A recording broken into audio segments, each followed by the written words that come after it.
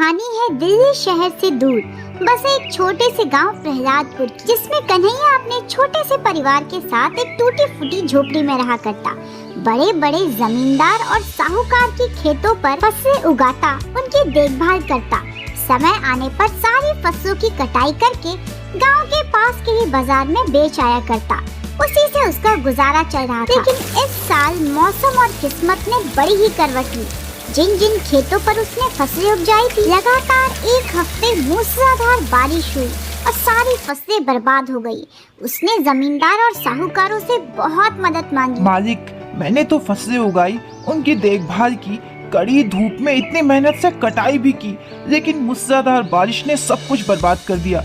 मुझे तो थोड़ा बहुत कुछ दे देते। अरे नहीं नहीं कन्हैया, जब फसलें ही नहीं रही, मुनाफा ना हुआ, तो भला बिना मुनाफे के तुझे कैसे तेरा हिस्सा दे दे? हमें तो बस माफ करना तू। किसी भी जमींदार ने कन्हैया को एक फूटी कौड़ी भी नहीं दी। बेचारा कन्हैया बेहद परेशान था। कमजोर कदमों के साथ एक पुराना फटा हुआ झोला लेके एक गांव से दूसरे गांव गया, लेकिन कहीं कुछ भी मदद ना मिली। कन्हैया बेहद निराश था। तो वहीं गांव में चारों तरफ चहल पहल थी, बाजारों में धूम मची थी। देवउठनी एकादशी का त्योहार जो था, हर घर में तुलसी पूजन की तैयारियां चल रही थी। तो वहीं नन्ही पिंकी ने भी अपनी माँ सीमा से कहा, माँ मुझे भी तुलसी पूजन करना है, मुझे भी तुलसी मैया का विवाह विष्णु जी के साथ करवाना है। तुलसी मैया को सुंदर चूड़ियाँ, बढ़िया सी गोटे वाली चुनरी और अच्छा सा फल फूल का चढ़ावा देना है। क्या मैं तुलसी पूजन कर सकती हूँ? देखते हैं, 4 सालों से तो मैं भी सोच रही हूँ, देखते हैं शायद कुछ हो पाए। ऐसा कहकर सीमा ने, जो उसकी माँ ने दहेज में जंग लगी हुई सिलाई मशीन दी थी, उसे एक बक्से से निकाला और सिलाई कढ़ाई करना शुरू कर दिया। विमला चाची ने अपना फटा हुआ ब्लाउज और पेटीकोट सिलवाया, तो वही पास की कंगना बुआ ने अपना एक शर्ट पैंट का कपड़ा सिलवाया। तो वहीं विमला चाची की बेटी रंजना ने भी अपने लिए एक सलवार कमीज के कपड़े बनवाए। कपड़े सिलवाने के बाद सभी उसे बेहद कम पैसे देते। सीमा को पता था कि उसने काम ज्यादा पैसों का किया है, लेकिन बदले में बहुत कम है। लेकिन उसकी मजबूरी थी, उसके पास और कोई दूसरा रास्ता ना था। थोड़ी ही देर में पति ने किसानी के लिए जिन जिन लोगों सेठ साहूकारों से कर्ज लिए थे, उनके गुंडे दरवाजे पर दस्तक कर रहे थे। सीमा को कढ़ाई सिलाई से जो भी थोड़े बहुत पैसे हुए थे, वे सारे पैसे उसने अपने पति के कर्ज चुकाने में लगा दिए। पति बेहद निराश था। तब सीमा बात को संभालते हुए कहती है, सुनिए जी, मैं सोच रही थी कि क्यों ना बाजार से थोड़ी बहुत बांस की टोकरियाँ और मिट्टी के दिए कुल्हड़ मोल ले आते हैं। अभी वैसे भी देवउठनी का त्योहार है, छठ हुआ था। ऐसे में लोग बांस की टोकरियों में ही भगवान को सब फल फूल अर्पण करते हैं। ठीक है, ऐसा ही करेंगे। गांव के सबसे अमीर साहूकार नरेंद्र ने अपने खेतों में इस बार करेले की खूब सारी खेती की थी। भगवान की दया से उसके खेतों में लहलहाते चारों तरफ बड़े और रसीले करेले थे, जिनकी कटाई, बुआई और देखभाल का काम कन्हैया और उसकी पत्नी सीमा को मिल गया। दोनों ने बड़े ही अच्छे से करेले की फसलों की देखभाल की। सारी फसलों की कटाई के बाद कन्हैया ने उसे गांव के बाजार में बेचा। करेले इतने अच्छे, पौष्टिक और स्वादिष्ट थे कि उन करेलों की बढ़िया कीमत मिली। तो इधर सीमा ने भी हार नहीं मानी। उसने पास के ही खेतों में तरबूज, अमरूद, घिया और मूली की बढ़िया खेती की। भले ही वह जमीन उसकी नहीं थी, लेकिन अगर मुनाफा अच्छा मिलता तो थोड़ा बहुत मुनाफा सीमा के हिस्से में भी जाता। यही सोचकर उसने उन सारे खेतों पे अलग अलग तरह की फसलें डाली और जो भी फसलें इकट्ठी होती, वह अपनी बेटी पिंकी के साथ शाम को बाजार में लेकर जाती। मूली, टिंडा, गोभी, शिमला मिर्च, बैंगन, करेले और प्याज की बढ़िया खेती होने के बाद सभी को टोकरियों में इकट्ठा करके सीमा गांव के बाजार में लेकर आई और एक एक करके सारी फसलों को बेच दिया। सुबह से लेकर शाम तक माँ बेटी यही काम किया करते और आखिरकार उन सबकी मेहनत रंग लाई। जब इधर कन्हैया के पास भी अच्छे खासे पैसे थे और पत्नी सीमा ने भी बढ़िया रकम जुटा ली थी, कन्हैया ने बिना देर किए हुए शहर गया और वहाँ से बांस की सुंदर टोकरियाँ लेकर आया। सीमा ने भी छाट छाट के बढ़िया डिजाइन किए हुए मिट्टी के कुल्हड़, दिए और बढ़िया बर्तन जमा कर दिए। ठेले पर लाद कर दोनों पास के बाजार में गए। देवउठनी एकादशी का त्योहार आने वाला था, जिसमें हर संप्रदाय के लोग अपने घर के आगे मिट्टी के दिए जलाते हैं। तो दोनों पति पत्नी की दिए, कुल्हड़ और दूसरे बर्तनों की अच्छी बिक्री हुई। इधर सीमा ने अपनी जंग लगी हुई सिलाई मशीन भी निकाली और सुबह से लेकर रात तक अगल बगल पड़ोसियों के शर्ट, कमीजें, ब्लाउज, पेटीकोट और बढ़िया सलवार सूट बनाकर तैयार करके अच्छा मुनाफा भी कमाया। उन सारे मुनाफों से उसने बढ़िया रंग बिरंगी सुंदर मजबूत बांस की टोकरियां मोल ली और गांव के ही हाट बाजारों में जाकर उन्हें बेचने लगी। एक शहर से दूसरे शहर। वह जानती थी कि इस समय देवउठनी के मौके पर सभी लोग बांस के बर्तनों में भगवान को प्रसाद अर्पण करते हैं, क्योंकि लोगों की ऐसी मान्यता होती है कि बांस के बर्तनों में भगवान को प्रसाद चढ़ाने से घर परिवार का वंश बढ़ता है। और इसी वजह से सीमा के बांस के बनाए हुए बर्तन बड़े ही अच्छे दामों पर बिकते हैं। इधर पति कन्हैया भी अपनी पत्नी सीमा के लिए घर से टिफिन में दाल, सब्जी और रोटी लेकर आता है। दोनों पति पत्नी वहीं गांव के हाट में ही बैठकर बढ़िया से खाना खाते हैं।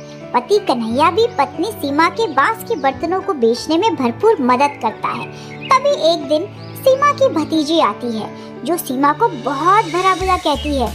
मैंने सुना है कि तुम इस बार तुलसी पूजन कर रही हो और तुम तुलसी मैया को श्रृंगार का सामान भी चढ़ाओगी। हाँ, वो क्या है ना, पिंकी थोड़ा जिद कर रही थी तो मैंने सोचा मैं भी क्यों ना इस बार अपने घर पर तुलसी पूजन रख लूं। सीमा की भतीजी ठहाके लगा कर हंसती है। तुम्हारे घर में 2 वक्त का खाना नहीं जुटता और तुम तुलसी पूजन करोगी?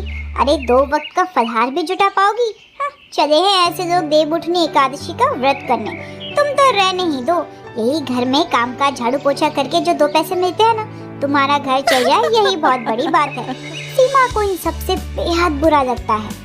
पति कन्हैया सीमा को समझाता है। उसने तुम्हारी इतनी बेइज्जती की, फिर भी तुमने उससे कुछ भी ना कहा। अब जाने भी दीजिए, उसकी बातों का क्या बुरा मानना। अरे वैसे भी उसका यही काम है, छोड़िए भी।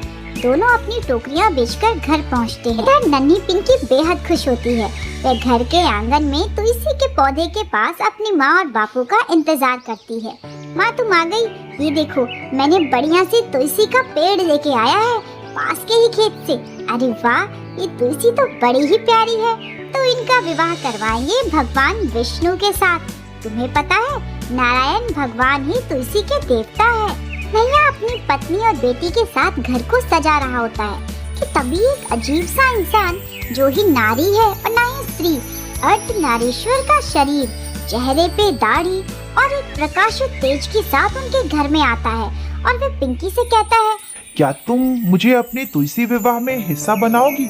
क्या मैं भी तुम्हारे घर में तुलसी पूजन कर सकता हूँ? अरे हाँ, ये भी कोई पूछने की बात है। वैसे भी तुलसी मैया और भगवान विष्णु की कृपा से हम लोग भी इस बार तुलसी विवाह कर रहे हैं। मैं चाहती हूँ आप भी हमारे साथ ही करें। सीमा भी उस प्रस्ताव को स्वीकार कर देती है और उस अर्धनारीश्वर मनुष्य को अपने घर में जगह देती है। दोनों माँ बेटी घर के आंगन में बैठकर सिंदूर, पिठार और बढ़िया चूड़ी से तुलसी माता को सजाते हैं। तुम्हें पता है पिंकी, आज के दिन के बाद से न सारे अच्छे कार्यों की शुरुआत हो जाएगी। तभी वहाँ अर्धनारीश्वर मनुष्य दोनों हाथ जोड़े हुए तुलसी मैया को प्रणाम करता है। और हाँ, आज के बाद विवाह, लगन, शादी, ब्याह और मुंडन जैसे कार्य संपन्न होंगे। पिंकी उस अर्धनारीश्वर मनुष्य के साथ तुलसी के पौधे को बढ़िया से सजा धजा कर तैयार करती है।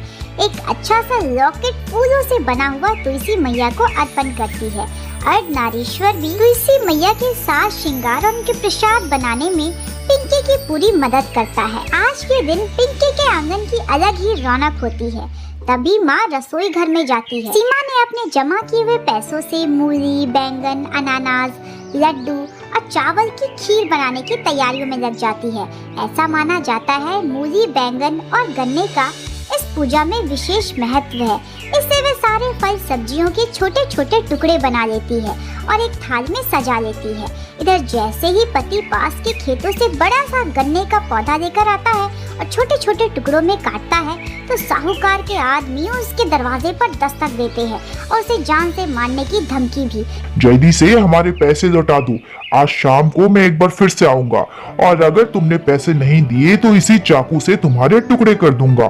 कन्हैया कन्हैया हक्का बक्का हो जाता है। कन्हैया बेहद डरा हुआ होता है, लेकिन सीमा के चेहरे पे मुस्कान देखकर वह सीमा को इस बारे में कुछ भी नहीं बताता।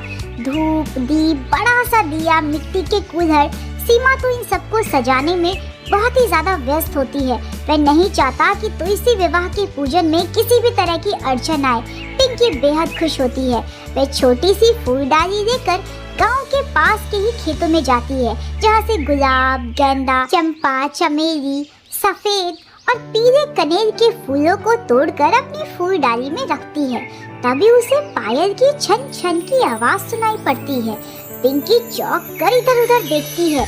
तभी उसकी नजर एक बेहद सुंदर स्त्री पर जाती है, जिसने लाल रंग की साड़ी, खूब सारी सोनी चांदी के जड़ाऊ आभूषण पहने होते हैं और हाथ में कमल का बड़ा सा फूल। पिंकी पूछती है, अरे आप तो इस फूल से भी ज्यादा सुंदर है, कौन है आप? मैंने तो इन खेतों में पहली बार आपको देखा है। आपकी पायल की आवाज भी बड़ी सुंदर है। तुम ये सोच लो कि तुम्हारी मदद के लिए ही आई हूँ। तुम्हारे पिता के ऊपर ढेर सारा कर्ज है। तुम इस कमल के पुष्पों से जितनी पंखुड़ियों को तोड़ोगी, यूँ समझ लो कि तुम्हारे पिता का कर्ज भी उस हद तक चुकता हो जाएगा। पिंकी को पहले तो ये सब कुछ भी समझ नहीं आता, लेकिन तब लाल कपड़ों और सुंदर आभूषण में अद्भुत स्त्री उसे फूल तोड़ने के लिए कहती है।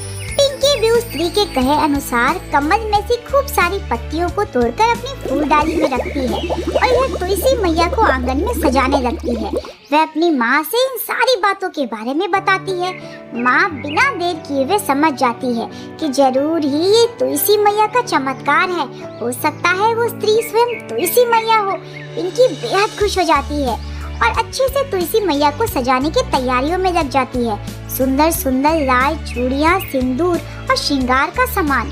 पिता कन्हैया भी बेहद खुश होता है और घर के पूरे आंगन को बढ़िया सी रंगोली और पिठार से सीढ़ियों को तैयार कर देता है। इधर दोनों माँ बेटियाँ सुंदर सुंदर कपड़े, गजरा और बढ़िया से साफ श्रृंगार करके तैयार हो जाती है और मिट्टी के छोटे छोटे दियों में तेल और बाटी डालकर उन्हें घर के आंगन के चौखट और पूरे सारे घरों में मिट्टी के दियों को जला देती है।